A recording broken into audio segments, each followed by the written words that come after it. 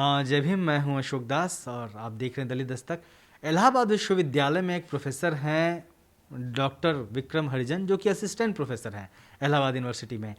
और इस बीच में उनको लेकर तमाम विवाद पैदा हो गए हैं। यूनिवर्सिटी प्रशासन उनको लगातार कारण बताओ नोटिस जारी कर रहा है और पहले के जो तमाम उन्होंने पढ़ाई के दौरान या फिर किसी पर्सनल फंक्शन में जो बातें कही थी उसको आधार बना के लगातार उनको घेरने की कोशिश की जा रही है।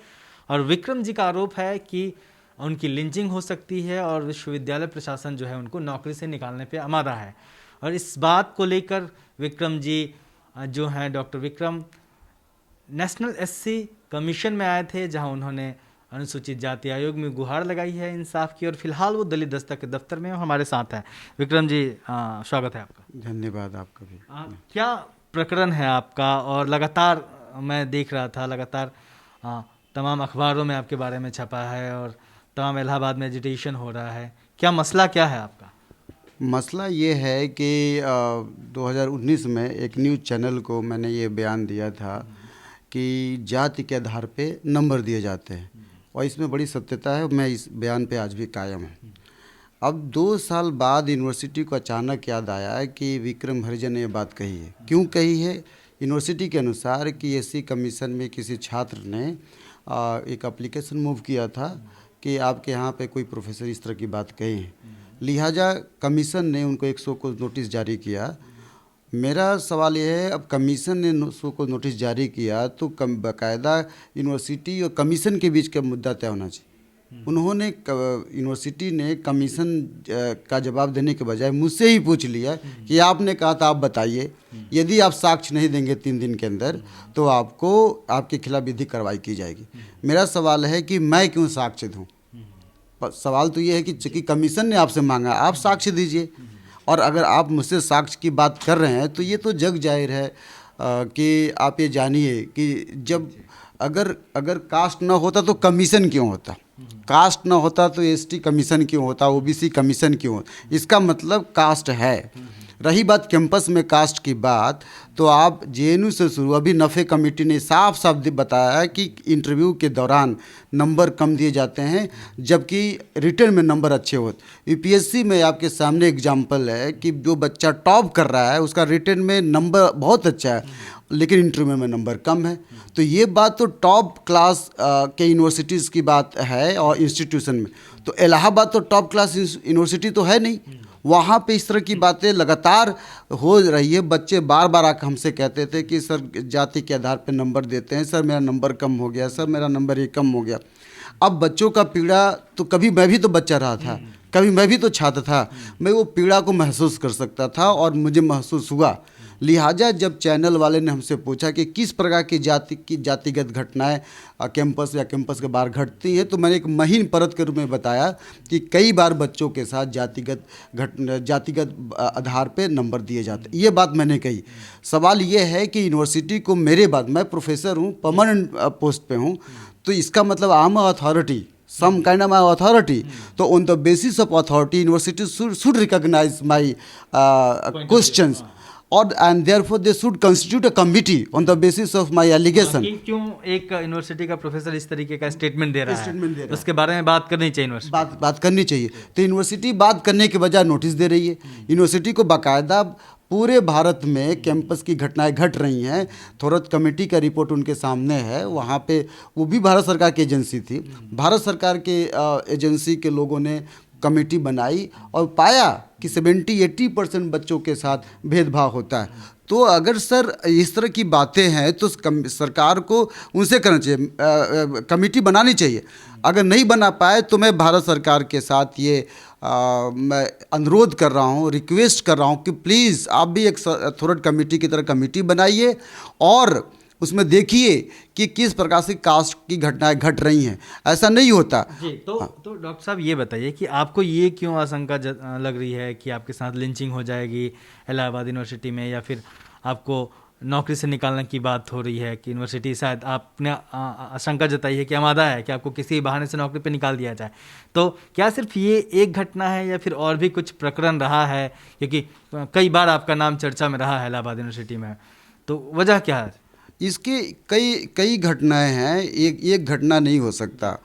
मसलन पूरी दुनिया में आप ये जानते हैं जब डिसेंट वॉइस फंक्शन करती है पूरे वर्ल्ड में तो उसके साथ क्या है। आप फ्रांस रेवोल्यूशन का एग्जांपल ले सकते हैं कि रशियन रेवोल्यूशन का एग्जांपल ले सकते हैं, भारत में भी ले सकते हैं कि कई बार जब विचारधारा की बात आती है तो एक विपरीत विचारधारा आपको ख़त्म करना चाहती है। आई am not just a professor, I am also aetiology. मैं एक विचारधारा के हूँ, मैं एक सिंपल प्रोफेसर नहीं हूँ। यह बात यूनिवर्सिटी ठीक से जानती है कि Vikram is not a individual, it is a aetiology. तो वो मुझे इस इडियोलॉजी को किल करना चाहते हैं क्योंकि उनको लगता है कि विक्रम रैशनैलिटी की बातों को जितना तह तक बैठा पा रहा है वो दूसरे प्रोफेसर नहीं कर पाते। तो उनको लगता है I am a threat for the society, I am threat for the university, I am threat for the social order which is existed in the society. जो सोशल ऑर्डर, जो कास्ट का ऑर्डर है या रेस का order है या जो patriarchal mind setup का ऑर्डर है, हर तरह के भेदभाव का जो ऑर्डर है जो यूनिवर्सिटी में है उसके मैं खिलाफ हूँ या उसके एक बड़ा अगेंस्ट में रहता हूँ। यह बात न केवल यूनिवर्सिटी प्रशासन बल्कि विद इन द सोसाइटी, जो सिविल सोसाइटी या जो अंदर के जो ऑर्डर हैं उनको लगता है कि मैं ठीक नहीं हूँ, लिहाजा वो मुझे एलिमिनेट करना चाहते हैं। उनके खाके में फिट नहीं है, ऐसी आप बातें करते हैं, लड़कों को ऐसी बातें बताते हैं जो उनको पसती नहीं है। आप मध्यकालीन इतिहास पढ़ाते हैं और क्या है आपका सब्जेक्ट? मध्यकालीन इतिहास और मध्यकालीन आधुनिक इतिहास और आधुनिक इतिहास पढ़ाते हैं। आप उसकी व्याख्या भी अपने तरीके से करते हैं और वहाँ के कुछ छात्रों से मेरी बात हो रही थी, उन्होंने बताया कि आप उसकी व्याख्या भी अलग तरीके से करते हैं और इसकी वजह से भी वो जो वहाँ के कुछ लोग हैं तथाकथित हिंदुवादी संगठन है या फिर उनसे जुड़े हुए लोग हैं उनको भी दिक्कत होती है। दिक्कत होगी ना भाई साहब। देखिए हिस्ट्री में पूरे वर्ल्ड में जो भी हिस्टोग्राफी है, जैसे मान लीजिए मार्क्सिस्ट हिस्टोग्राफी है, नेशनलिस्ट हिस्टोग्राफी है या फेमिनिस्ट हिस्टोग्राफी है या सभी तरह के हिस्टोग्राफी, कैम्ब्रिज, ऑक्सफोर्ड का। लेकिन मैं जिस पॉइंट ऑफ व्यू से पढ़ाना चाहता हूँ वह दलित हिस्टोग्राफी के रूप में पढ़ाना चाहता हूँ। और दलित हिस्टोग्राफी का मतलब है कि रैशनैलिटी, लिबर्टी, इक्वालिटी, फर्टिनिटी, जहाँ पे अंधविश्वास को जगह नहीं, जहाँ पे जो इरेशनल बातें उसकी जगह नहीं है। मसलन मैं एग्जांपल देना चाहता हूँ आपको कि बचपन से लेकर के ये पढ़ाया जाता है कि छ से क्षत्रिय होता है, त से तलवार होता है, दृढ़ से डमरू होता है, प से पंडित होता है, ब से बहेलिया होता है। ये भी पढ़ाया जाता है। सरकार चाहे किसी की भी हो, सरकार चाहे किसी की हो, चाहे बीजेपी, माइंडसेट बना हुआ है एकेडमिक्स के भीतर। हाँ, एक माइंडसेट बना हुआ कि सरकार चाहे आप समाजवादी पार्टी की हो, चाहे बहुजन समाज पार्टी की हो, चाहे बीजेपी की हो, चाहे किसी की पार्टी हो, लेकिन जो लोअर स्तर पे, प्राइमरी एलिमेंट्री लेवल पे जो एजुकेशन है वो आज भी उतना ही स्ट्रांग है। फॉर इंस्टेंस जैसे मैंने बताया कि 6 से क्षत्रिय पढ़ाते हैं, 6 से क्षत्रिय क्यों पढ़ाएंगे?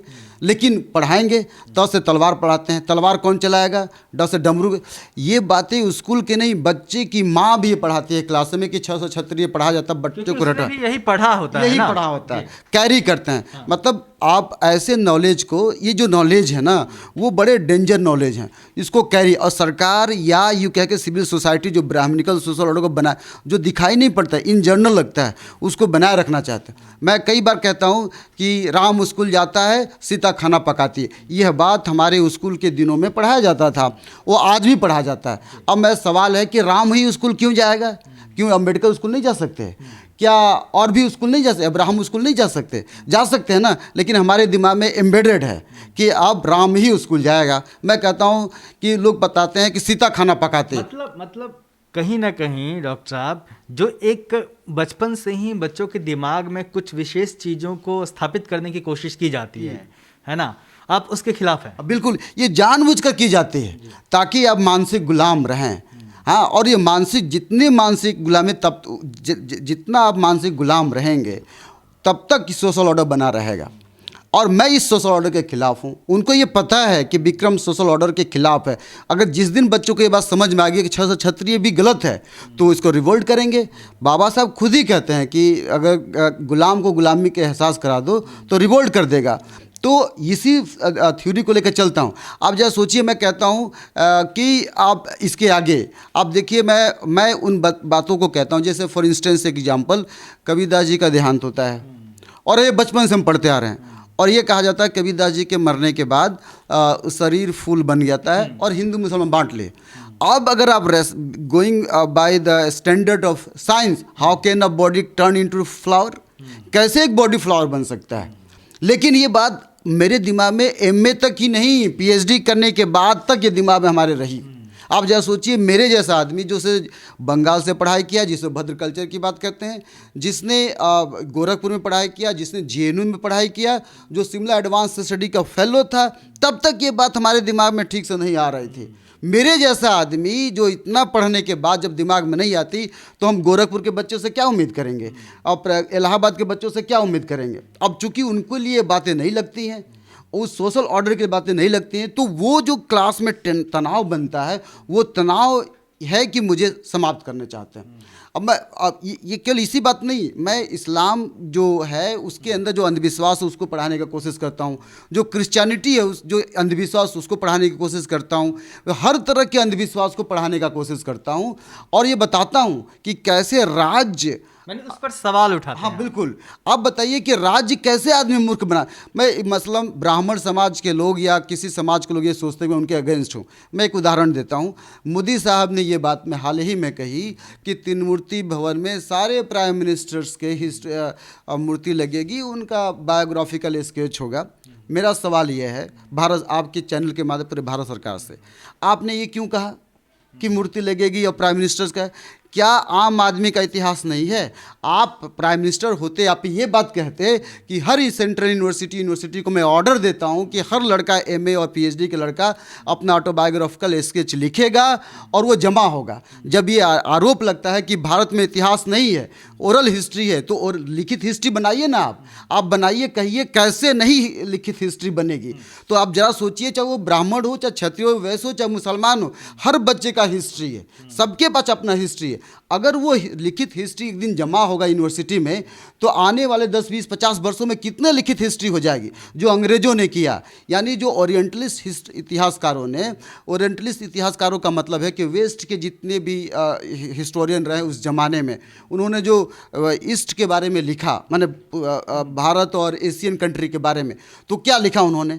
अब अबे कारे आए तो ये लिख रहे हैं, अबे कारे एक 17वीं 18वीं शताब्दी के माने विजिटर हैं, मतलब यात्री हैं। वो क्या लिख रहे हैं कि चेन्नई में बारिश हो रही थी, ये हो रहा था, तो मैंने लिखा मैं इस गवर्नर से मिला, ऐसे मिला। यही तो बात लिख रहे हैं, और इसी को बच्चे आज इतिहास में पीएचडी कर रहे हैं। तो अगर हमारा बच्चा लिखेगा तो क्या ना, मान फॉर इंस्टेंस दलित समाज का लिखेगा, तो एक ज़माने में 1970 का गोबरहा रोटी का चलन था। आप जरा सोचिए, एक मैं कविता लिखा था कि चमार समझ जाते थे, चमार समझ जाते थे कि किस प्रकार से अगर मरे जानवर गाड़ा गया है तो दौड़ कर जाते थे खाने के, लूटने के लिए। और ये मेरे साथ, मेरे माता पिता के साथ हुआ है। आप जरा सोचिए कि गोबराहा रोटी खाने के लिए गाय से या गोरू से जो गोबर आता है उसको छान करके रोटी, ऐसी स्थिति जब आएगी तब पता चलेगा ना कि तुमने इतिहास क्या लिखा है। तब पता चलेगा ना कि झायन श्रीमाली ने क्या लिखा है। तब पता चलेगा ना रोमिला मैडम ने क्या लिखा है। मैं जेएनयू क्या हूँ, मैं आपके इस चैनल के माध्यम से कहता हूँ कि जेएनयू में भी हिस्ट्री ठीक से नहीं पढ़ाई गई है जो मैं हिस्ट्री समझता हूँ। तो गोबराहा रोटी की तो बात आई नहीं, तो कम से कम वो लिखते। एक बहुत बड़े समाज का एक कई पीढ़ियां ने उस चीज को भोगा है। बिल्कुल बिल्कुल, कई पीढ़ियां उसमें चली गई, हरवाही करते चली गई। ये इतिहास तो आया नहीं। मैं थोड़ा क्लियर कर दूं कि जो गोबराहा रोटी की बात कर रहे हैं, दरअसल पहले क्या होता था कि जब विशेष जातियों को ही सिर्फ गेहूं का आटा मिलता था, उसकी रोटी खाने को मिलती थी, और जो निम्न वर्ग था उसके पास इतने साधन नहीं होते थे कि वो गेहूं के आटे की रोटी खा सके। ऐसे में क्या होता था कि जब कोई गाय गोबर करती थी तो उसके साथ, गोबर के साथ कुछ अन्न जो वो खाती थी, अगर उसने गेहूं खाया हुआ है तो वो निकलता था।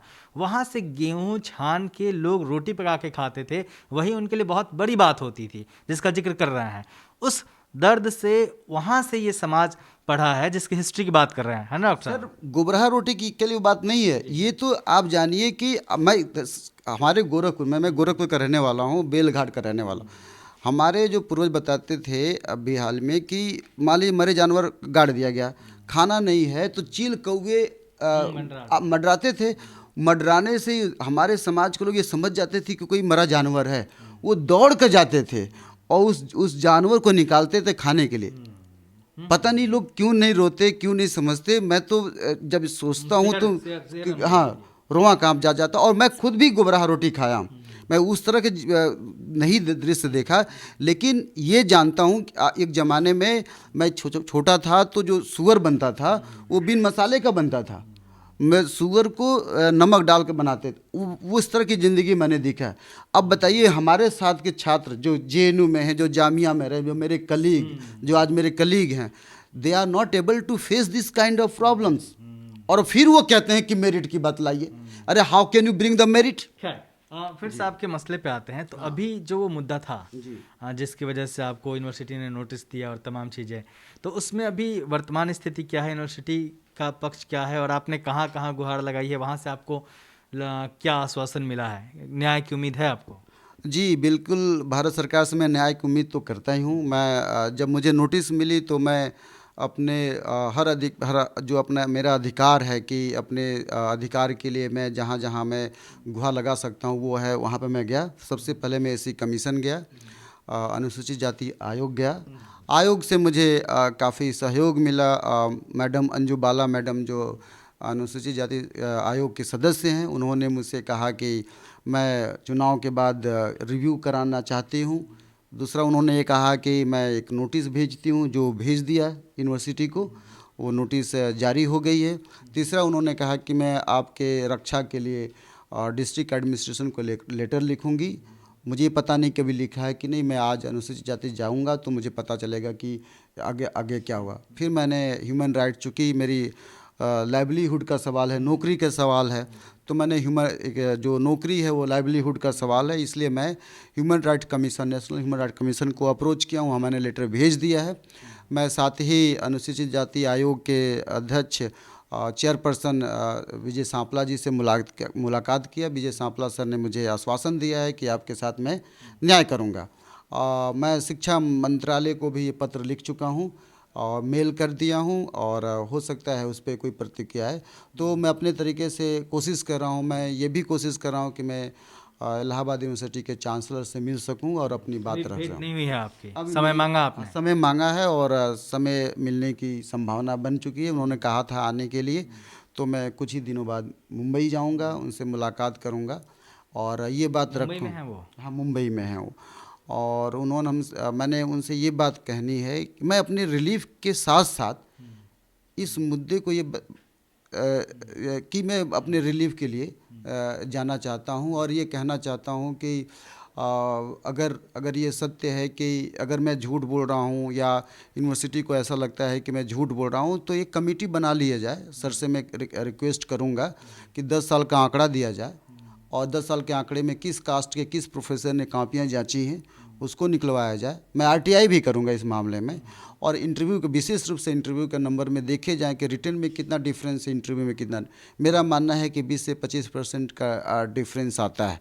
और यह हाल केवल आर्ट्स का नहीं है, साइंस में तो और बुरा हाल है, और इससे ज़्यादा बुरा हाल तो कॉलेजों का है कि कॉलेज में तो बहुत ही बुरा हाल है। तो मैं सरकार से दरख्वास्त करूँगा, अपने आदरणीय प्राइम मिनिस्टर से दरख्वास्त करूंगा कि आप इस मसले पे पार्लियामेंट में एक डिबेट ला दीजिए कास्ट इन कैंपस में, और देखिए कि किस तरह से बच्चों को बिना डर से, आप कहिए ना वाइस चांसलर से ना डरे बच्चे, आप कहिए कि प्रोफेसर बच्चे ना डरें।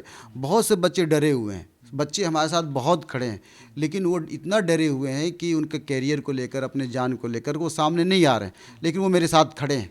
मैं तो चाहता हूं कि हमारे प्राइम मिनिस्टर साहब इस तरह का पार्लियामेंट में डिबेट कराएं, बहस कराएं, UGC इसमें इंटरफेयर करे और उसके बाद बताएं कि विक्रम गलत है कि नहीं। आपके चैनल के माध्यम से एक बहुत इंपॉर्टेंट बात कहना चाहता हूं कि मैं मैडम अपने वाइस चांसलर के खिलाफ नहीं हूं, मैं अपने रजिस्ट्रार के भी खिलाफ नहीं हूं। मैं जिसके खिलाफ हूँ, कास्ट के खिलाफ, इंस्टीट्यूशन के खिलाफ हूँ। और इस इंस्टीट्यूशन की लड़ाई में, कास्ट की लड़ाई में, मुझे अपने वाइस चांसलर का, रजिस्ट्रार का, सबका साथ चाहिए। आप उनको एंटागोनिस्टिक ना हो कि मैं भाई उनके अगेंस्ट खड़ा हो गया हूँ। I am not against her, I am not against my registrar, I am against the caste of institution of caste. मैं कास्ट के खिलाफ हूँ, ये आपके माध्यम से कहना चाहूँ। इंस्टीट्यूशन में जो जिस तरीके से एक भेदभाव होता है उसके खिलाफ है।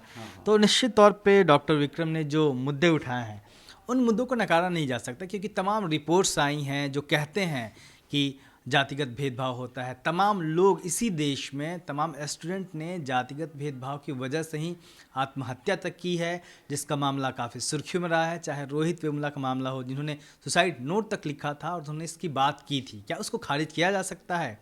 पायल तडवी ने सुसाइड किया था, जो कि डॉक्टर थी, उसने सीधे सीधे सुसाइड नोट में आरोप लगाया था कि उसके साथ कास्ट डिस्क्रिमिनेशन उन्हीं के साथ पढ़ने वाली लड़कियों ने किया है। उसको आप कैसे खारिज करेंगे? और जब कोई सुसाइड नोट लिख के सुसाइड कर लेता है और उसी सवालों को डॉक्टर विक्रम उठाते हैं, तो उसको कैसे माना जाए कि वो सवाल जायज़ नहीं है? और जहाँ तक इस देश में कास्ट सिस्टम की बात है, तो नेशनल शेड्यूल कास्ट कमीशन है जिसको संसद में जिसकी रिपोर्ट रखी जाती है, लेकिन यही देश है, यही देश की संसद है जहाँ पे उन रिपोर्टों पर, वो रिपोर्टें कब आती हैं, कब चली जाती हैं, किसी को पता नहीं चलता। उन रिपोर्टों में क्या क्या कहा गया है, इस पर बहसें तक नहीं होती।